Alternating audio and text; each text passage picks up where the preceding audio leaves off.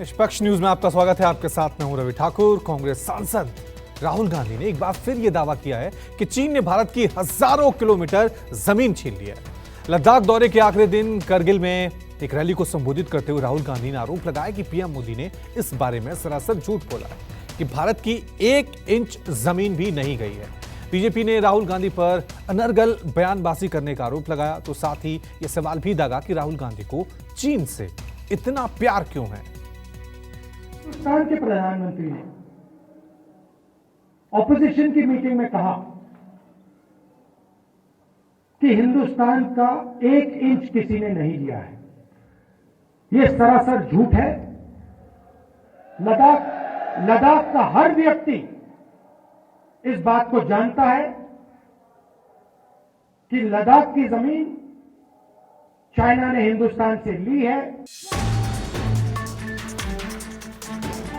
लद्दाख का दौरा कर राहुल गांधी कश्मीर घाटी आ गए, लेकिन करगिल की रैली में उनके बयान ने देश की सियासत में तूफान खड़ा कर दिया।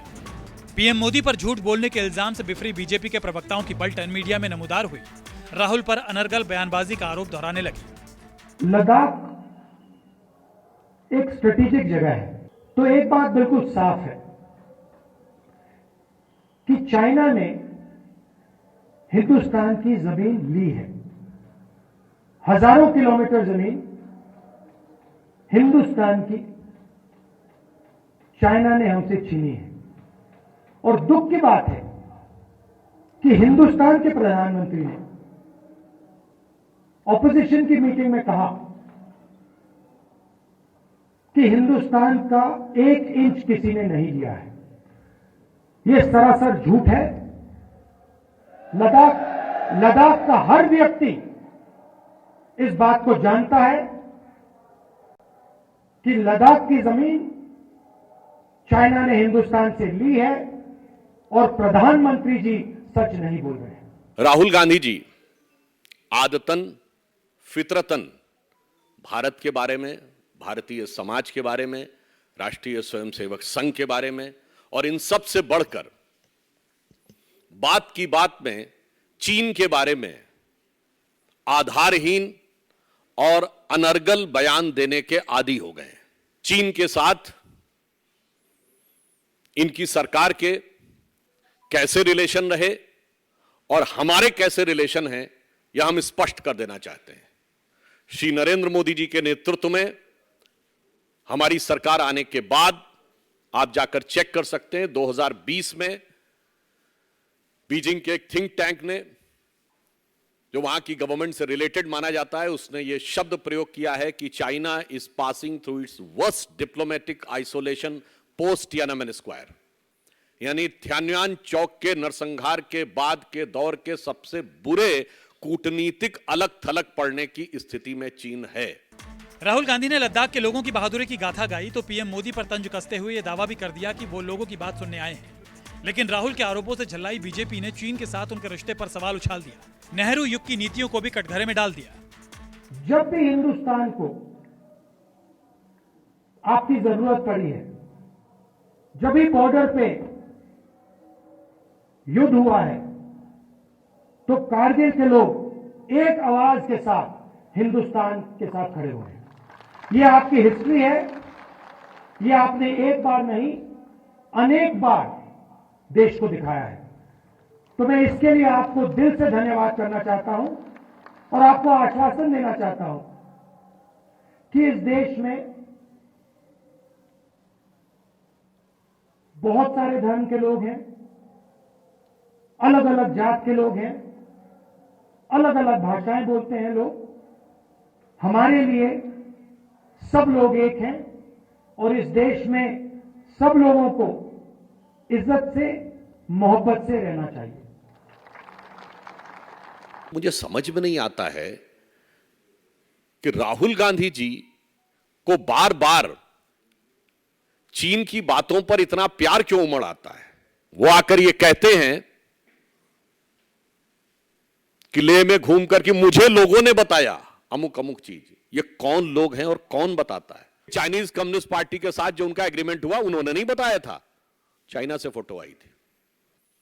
डोकलाम के समय इन्होंने चीन के राजदूत के साथ जो खाना खाया था, इन्होंने नहीं बताया था, वहां से फोटो आई। पंडित जवाहरलाल नेहरू ने अपने समय में चीन की फौज को खाना और रसद भी पहुंचाया था। लेह से लद्दाख तक बाइक की सवारी से सुर्खियां बटोर रहे राहुल गांधी ने कारगिल के लोगों से भारत जोड़ो यात्रा के अनुभव साझा किए तो बीजेपी और आरएसएस पर देश को बांटने के इल्जाम भी आयद कर दिए। नफरत के बाजार में मोहब्बत की दुकान भी उनकी जुबान पर आ गई। लेकिन बीजेपी को राहुल की ये अदा बिल्कुल रास नहीं आई। मोहब्बत की दुकान को नफरत की दुकान बता गए। कुछ महीने पहले कन्याकुमारी से हम कश्मीर तक चले थे।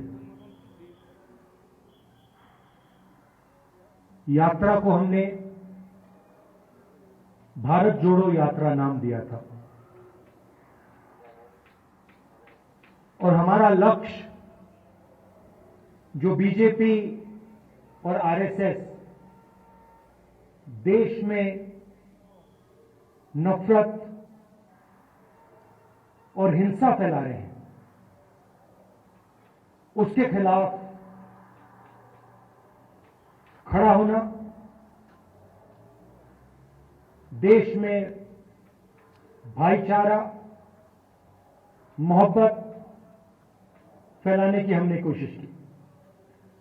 यात्रा का मैसेज था, नफरत के बाजार में हम मोहब्बत की दुकान खोलने निकले हैं। राहुल गांधी जी कहते हैं कि आरएसएस को लेकर कि राष्ट्रीय स्वयंसेवक संघ, तो मैं याद दिलाना चाहता हूं, अब इसी में नेहरू जी को याद कर लीजिए, वो पंडित जवाहरलाल नेहरू जिन्होंने आरएसएस पर प्रतिबंध लगाया था। जब चीन ने 1962 में आक्रमण किया है, तब राष्ट्रीय स्वयंसेवक संघ ने जिस तरीके से साथ दिया सरकार का निस्वार्थ भाव से, उसकी नेहरू जी ने भूरी भूरी प्रशंसा की और अगले वर्ष यानी 26 जनवरी 1963 को गणतंत्र दिवस परेड में उनको इनवाइट किया। तो आज मैं पूछना चाहता हूं राहुल गांधी जी से कि आप सही थे या पंडित नेहरू सही थे?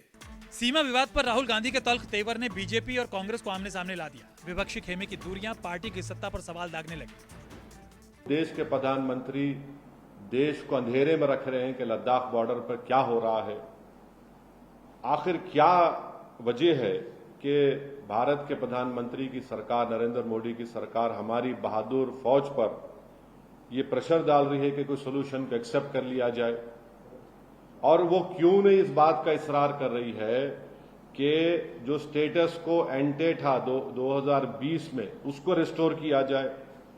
आखिर क्यों देश की बीजेपी की सरकार चीन की फौज को रिवॉर्ड या इनाम देना चाहती है? बीजेपी खामोश बैठी हुई है। देखिए, 2000 स्क्वायर किलोमीटर हमने जो खोया है वो बीजेपी की प्राइवेट प्रॉपर्टी नहीं है। कोई मसला तो चाइना और हमारे बीच में होगा। क्या बात हुई है, क्या नहीं हुई है, ये तो जब विदेश मंत्रालय या प्रधानमंत्री का कार्यालय बताएगा तब उस पर हम लोग कुछ बात कह सकते हैं।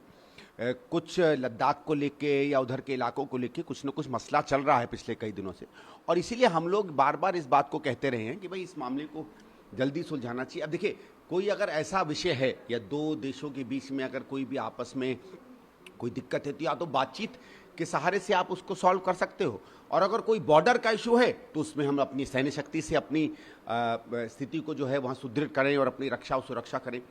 क्या उनमें बात हुई, किन विषयों पे बात हुई, ये तो हमें पता नहीं है। तो कोई पेंडिंग इशू है और दो देश के नेता अगर एक दूसरे से बात करते हैं तो मुझे लगता है कि अगर कोई ऐसे मसले हैं जिनका हल ढूंढना चाहिए तो उसमें एक सकारात्मक कदम ही होगा। हाशिमपुरा गिनवाने से आपका गुनाह खत्म हो जाता है। ये क्या बात हुई भाई?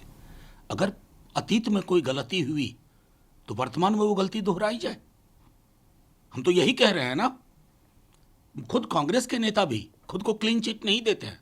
84 जख्म है, 2002 भी जख्म है, बहुत बड़ा जख्म है, मलहम लगाने की जरूरत है। दिल्ली वो भी जख्म है, मणिपुर बहुत बड़ा जख्म है, नूह मेवात बहुत बड़ा जख्म है।